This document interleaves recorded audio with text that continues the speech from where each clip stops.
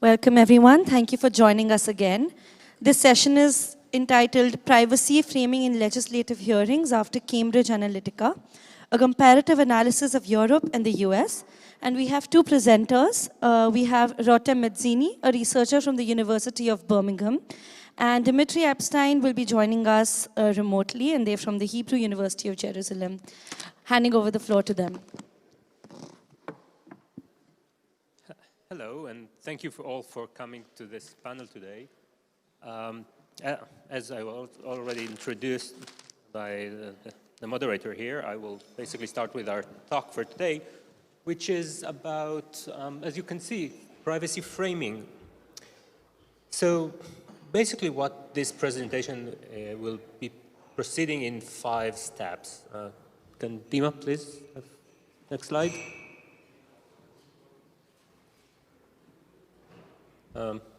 Right. So the presentation will proceed in 5 steps.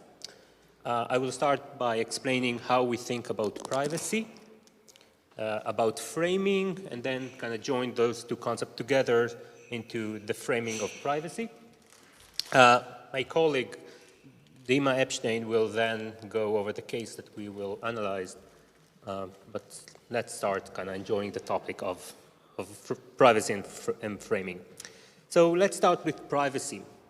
The concept of privacy, as Daniel Solov famously explained, is a concept that is been and still is in disarray. If you ask lawyers, they will tell you there are different types of privacy. If you ask social scientists, they will also tell you that. Psychologists understand privacy differently from what regulation theories understand privacy. And so in this project, as in much of the social science research and policy discourse, we center our conceptualization of privacy on the individual actor. So for our analysis, we distinguish between vertical and horizontal privacy relationships. So what are vertical relationships? Vertical relationships, we sometimes refer to them as institutional relationships. They refer to relationship between the individual, as we said, is the center of our concept of privacy, and institutions. What sort of institution? Schools, government, health systems, and as well as more and more also corporations. Proximity is very important as well in general in our analysis and in other cases as well, as you can speak about, right, those institutions that you have direct relationships with, like the government, like your bank, the school you're studying at. But at the same time, there are sometimes those third-party institutions. So those will be, in our analysis, institutions like app developers or third-party advertisers. So those are institutions that the institution you are directly working with worked with them, and so you have indirect relationships with them. On the other hand, we have horizontal relationships, or more like the concept of more like of a social privacy. It's the case where privacy relationships occur among individuals. And here also, proximity also plays a very important concept in the relationship between people, individuals, because as you probably can guess, there are relationships which are more stronger and more direct, like you and your family, your direct friends. But as social network taught us, there are also indirect relationships. Those will be, for example, your friends of friends. Right? So those are the answer a question. Those are kind of relationships that we deal with how your friends manage your information. So now let's move to what framing is before we kind of join those things together. So frames act as a schemata of interpretation or as a central organizing idea for making sense of complex problems or relevant events. For example, privacy. So how does framing works? Framing also works on 2 levels. So on the one hand, we can talk about frames of thought. So framing thoughts are those, they delineate the realm of the possible or the desirable.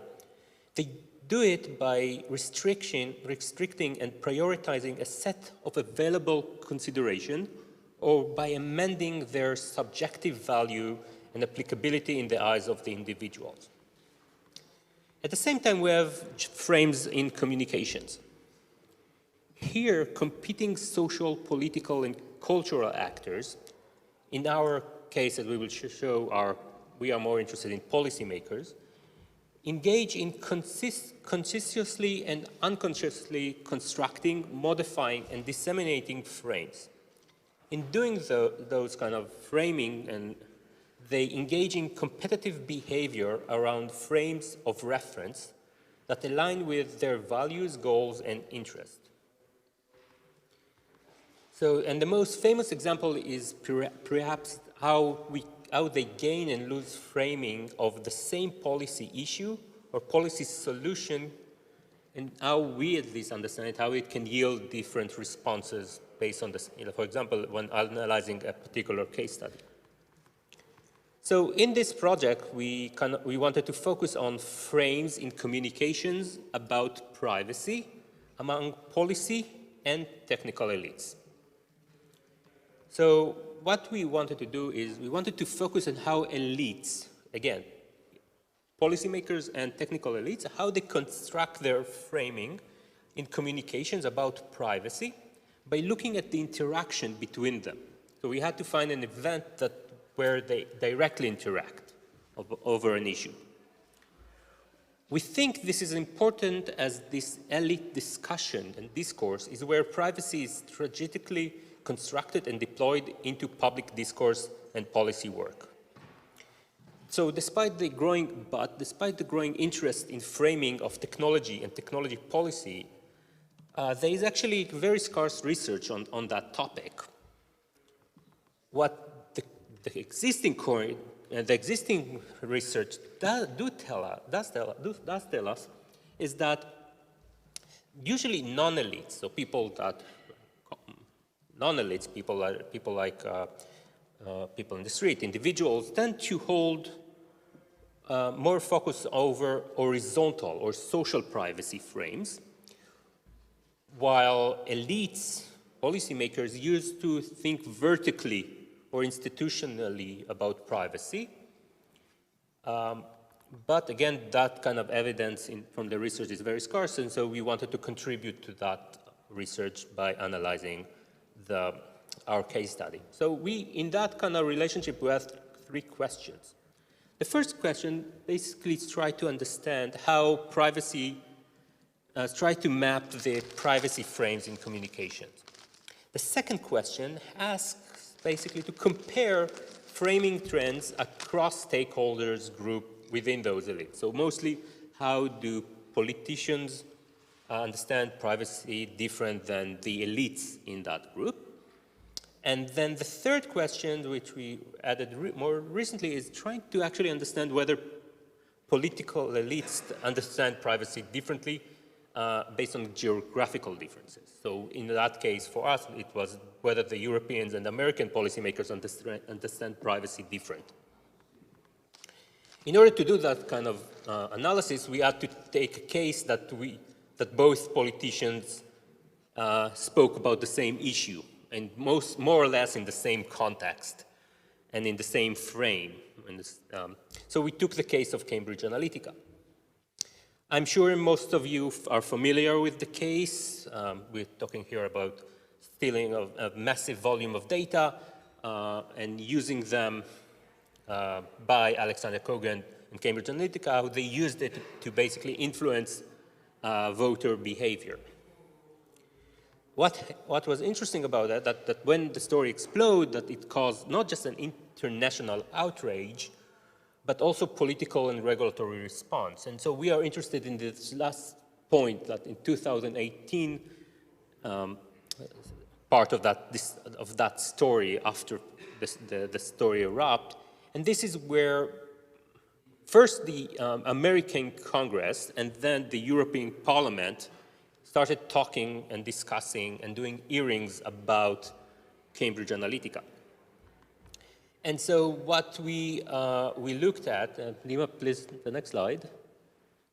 So we were interested in this part of the discussion. So I will gonna move here. So what we started with was the two sessions of Congress. First of all, the Senate, and then the day after in the House of Representatives, where we had 44 senators, 55 Congress people that that interview, that had a hearing against one witness, which was Zuckerberg.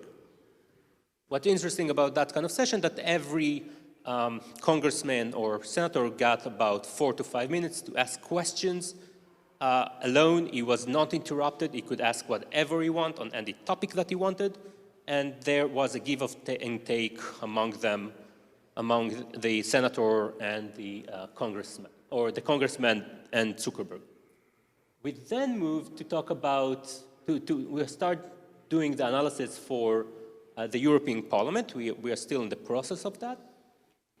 There are different types of hearings based on the different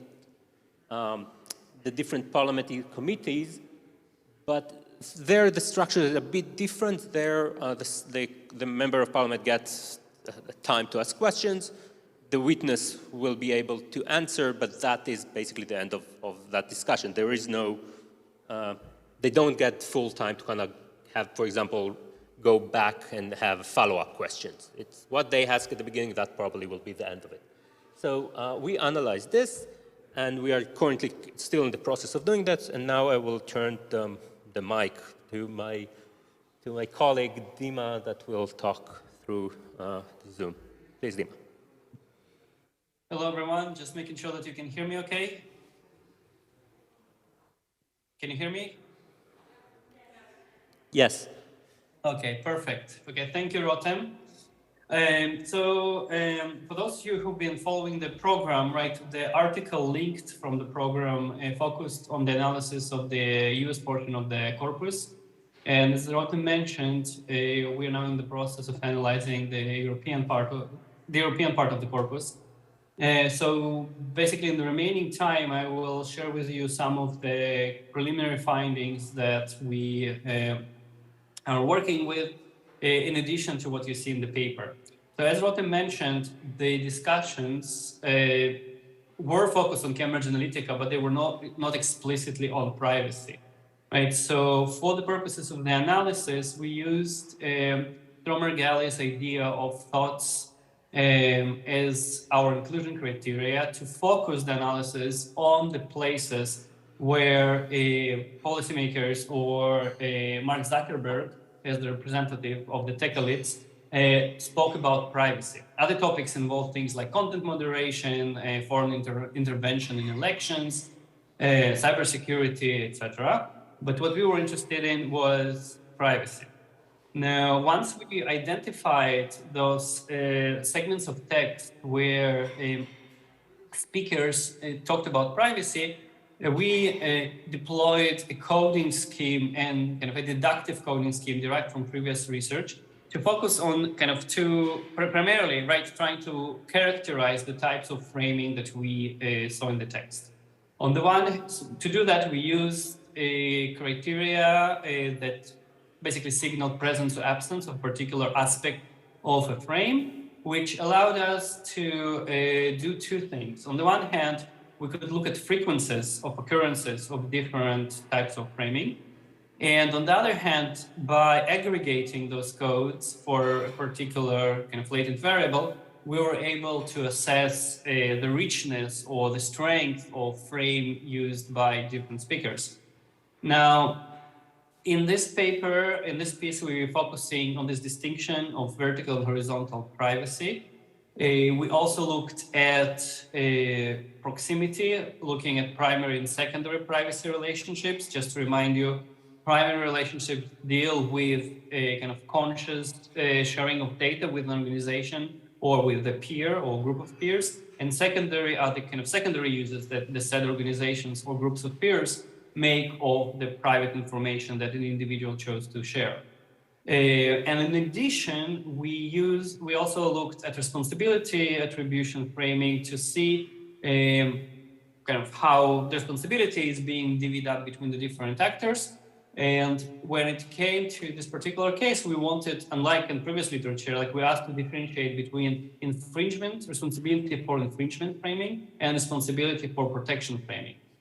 Now, one more caveat before I continue is that, and it's partially dictated by the nature of the hearing, right? It was triggered by Cambridge Analytica, which is an inherently vertical case. We had relatively low numbers of occurrences of horizontal privacy discourse. We still had it, right? And there's some interesting dynamics around it, but it was not as rich and not as present as vertical privacy. So for the remainders of the analysis, we had to combine, to collapse the primary and secondary horizontal privacy relationships and just look at the kind of this upper level of the construct. In addition, we had some unit of comparison that we used to try and understand the dynamics of framing use in this discourse. So as Rotem mentioned, we're now in the process of comparing the United States and the European Union. And in addition, we compared government and industry, and we also tried to understand whether there are any ideological differences in framing of privacy. And this is one of the kind of points where we really looking for more feedback, because whereas in the United States there is this kind of distinction that we can build on between Democrats and Republicans, in the EU the political map is much more complex. So we try to work with previous research to kind of to make the two cases comparable, but we're not sure that we are there or whether even the liberal and conservative labels apply here. So I'd be happy to hear what others think in the Q&A. So what did we find? So I will briefly talk, I'll throw quite a lot of graphs at you right now with some observations about orientation and proximity and about responsibility attribution. So unsurprisingly, as I already mentioned, the discussion was dominated by vertical privacy oriented framing. You can see this is the dark blue in this pie chart. There were not really significant differences or like any differences, right? It was used more in the European Union and the US. It was used more by the industry and the government, and it was both used more by the liberal and conservative lawmakers. So this was not something particularly surprising. Where things get interesting is once we start kind of trying to differentiate. There was no kind of geographical differences, right? Where it does get interesting is when we start comparing stakeholder groups. So if you look at this chart that compares frequencies of the use of vertical and horizontal framing, we can see that relatively speaking, right, government representatives tended to use a vertical framing more frequently compared to Mark Zuckerberg of the industry, whereas the horizontal framing, as infrequent as it was still more frequently employed by the industry as opposed to the government. And we find further kind of reinforcement of this dynamic when we look at the strength of the framing used by the government and by the industry. Whereas there were no kind of significant differences in the vertical orientation, we see that there are significant differences in horizontal orientation with industry tends to use much richer descriptions of horizontal privacy compared to the government. And this is super interesting because, as we mentioned before, previous research suggests that users tend to think about privacy in horizontal terms. And in a way, many of the technical solutions offered by Facebook, Meta, are oriented towards management of horizontal privacy. And we can see in the discussion how oftentimes Mark Zuckerberg would be asked a vertically oriented question by a member of the Senate, or in this case, or Congress, or the European Parliament, and then he would respond in horizontal terms. So here in this example that you see on the screen right now, right? The question is about how Facebook data disclosed to Facebook can be used by other third parties and the responsibility of Facebook in this context. And the response by Mark Zuckerberg is that Facebook does give users the ability to control the horizontal dissemination of the private information horizontally, right? There's a control right there about who you're going to be sharing it with, whether it's your friends or public or specific group. Right? It's a completely dodging the vertically oriented question. Moving on, we can see slight differences in the vertical and horizontal, in the use of vertical and horizontal framing across the ideological lines. So whereas the liberal lawmakers tend to use more the vertical orientation, the conservative, again, relatively. The conservative lawmakers tend to use more frequently the horizontally oriented framing. The differences are not significant, but the dynamics, we find them interesting. And these dynamics are further reinforced also in the strength of the frames used, right? Liberal lawmakers tend to use richer frames for vertical privacy, whereas conservative lawmakers tend to use richer frames for horizontal privacy, which again we find interesting as it kind of goes along the ethos of individual responsibility and placing kind of the responsibility with the individual in an array of policy issues. Now, when we try to separate, and we can only do it for the vertical-oriented privacy framing between primary and secondary relationships, right? We can see that the US lawmakers tend to use richer frames in general for kind of across the board, and these are significant differences. And like when it comes to the vertical secondary framing, but not when it comes to the vertical primary framing, which is interesting, right? We will see a little bit more about this when we look at the ideological split in the US. And there, what we can see is that the vertical secondary framing was much richer among the Democratic lawmakers compared to the Republicans, right? Again, an interesting kind of finding that supports our previous observation about richer discourse among the Republicans for the horizontal framing, right, as you can see again. But the Democratic lawmakers are more ready to discuss secondary relationships and kind of talk about the ecosystem of data flows and privacy management.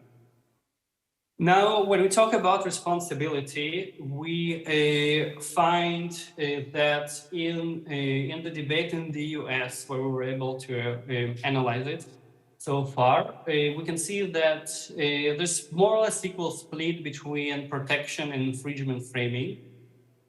But where it is getting more interesting is when we start splitting this into kind of looking at who is viewed as responsible for infringement versus protection, and also when we start dissecting this data across ideological and stakeholder lines. So when we're talking about infringement, we can see that there was a lot of discussion about third-party responsibility, namely Cambridge Analytica, as somebody who developed an app that was using Facebook infrastructure, right? A lot of responsibility of platforms for what's happening on, and then like some responsibility split between commercial third parties, states, individuals, and other third parties. When we look at the protection, right, most of the responsibility, interestingly, again, in the US, is being placed with the platforms as opposed to states or individuals. And a lot of this came also from Mark Zuckerberg, sort of taking responsibility and suggesting that Facebook can and will do more and is already doing more to protect its users' privacy. And obviously, this kind of another signal to the strategic use of framing, because this conversation happens under this kind of threat of further regulation of Facebook and other platforms. So this is kind of a bid for self-regulation on behalf of Facebook, but a lot of Congress people also support this inclination. Now, when we look at the split between government and industry, again, we can see that it kind of supports my previous point, right? Whereas the lawmakers talk about protection and infringement like really in a 50-50 split, Mark Zuckerberg tends to employ more protectionist framing, right? Like they kind of take on responsibility and for protecting privacy moving on as a push, I would say, against the threat of regulation. We can see this further supported in when we look at the strengths. Again, the government here uses richer, stronger frames to talk about infringement compared to the industry. There's more emphasis in the infringement. When it comes to protection, then there's no kind of significant difference in the strength that is of the frames being used. Comparing the use of this kind of infringement and protection frames between the United States and the EU, we didn't see differences in frequencies, but when it comes to strength, right, we can see that the European lawmakers are using richer infringement frames compared to the US counterparts. And again, we don't see much difference in the richness of the protection frames. In the US, right, we can see again the liberal lawmakers are using richer infringement frames compared to the conservative counterparts. The differences are not significant, but I think the dynamic is really interesting, and there is not much difference again in protection. And one last graph that I'd like to share with you is the differences between the Democratic and Republican lawmakers when we talk about infringement and protection again, right? And the Democratic lawmakers are willing to, kind of again, like using richer frames, both when they talk about infringement. I think this is significant differences as opposed to protection, where there is a dynamic, but it's not as pronounced. So with that, we have some kind of conclusions and points to discuss. First of all, we see our research kind of contributes to the growing volume of literature that suggests that privacy is a multidimensional construct. So we show that privacy policy discourse is also multidimensional. We do see in this case that the lead discourses are dominated by vertical privacy framing, but we need to keep in mind the context in which this conversation happens. And we see signals that how to privacy framing being used strategically when we again like take context into account. And we do see that it reflects political ideology. It may be not as pronounced, and again, with a larger sample, with more cases of horizontal privacy framing, we may be able to say something more certain, but we think that our findings provide an indication to privacy being kind of an ideological issue as well. Some kind of preliminary kind of thoughts that we haven't had a chance to explore in this paper, but we have a kind of a sense that industry may dominate elite agenda setting. Given that these conversations that we analyzed, these hearings that we analyzed, are spaced over time, right? We can see instances where frames from T1 being picked up in T2, right? And we see a lot of frames by Mark Zuckerberg being picked up, sometimes critically, sometimes uncritically, right, in the following deliberations. And we were a little bit surprised to see that the United States and the European Union lawmakers were closer on many of the the ways in which they frame and talk about privacy in more ways than we anticipated. With that, I will pause and I will welcome your questions and looking forward to the discussion. Thank you.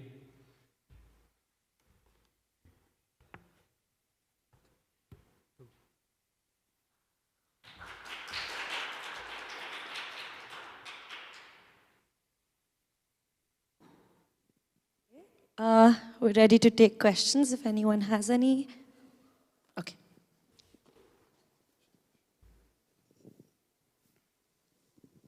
Thanks.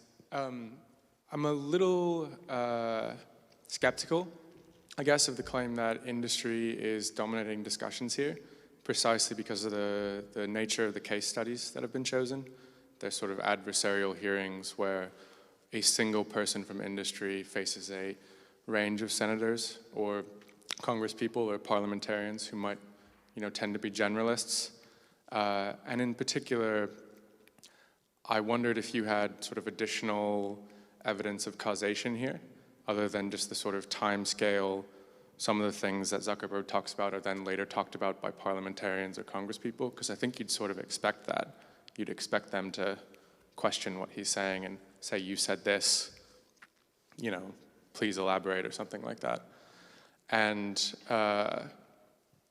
just, I guess, if you could talk more about causation, that'd be really helpful. And yeah, beside that, great talk. Interested to hear your thoughts. Dima? Sure. We don't, that's the short answer, right, to your question. We don't have further evidence to this position. As I said, this is kind of a hunch that we're getting from the data. I think one of the interesting future steps would be to see, in what way, right, the lawmakers react to a particular language used by Mark Zuckerberg in the previous date, right? Because if this is used as a point kind of for further criticism, further elaboration, yes, this kind of undermines this gut feeling that we're getting. But if it is kind of accepted as truth to build kind of further arguments, for example, for industry self-regulation, etc., then I think that would sort of support. So basically, I think we need to look at the nature of the response to the language used by Mark Zuckerberg in prior days to answer this question. Plus, right, another kind of, this is right now what we're building, right, is a two-legged stool. We have the discourses of the lawmakers and we have the discourses of the kind of tech elite represented by a single speaker still, like a very important speaker, but still just one representative of the tech elite. But there's also the media, like there is a lot of research about the kind of agenda setting effect between policy and the media. And I think another way to think about this causality question, right, is to see which frames are being picked up, in the public discourse. But we haven't done that work yet. It's kind of thoughts for future projects. I hope it answered the question. Yeah, no, definitely responsive. Thank you. Do we have any other questions? All right, thank you so much. Thank you for the presentation, both of you. We'll take a small break and then we'll move on to the next session. Thank you. Thank you, everyone. Thank you for having us.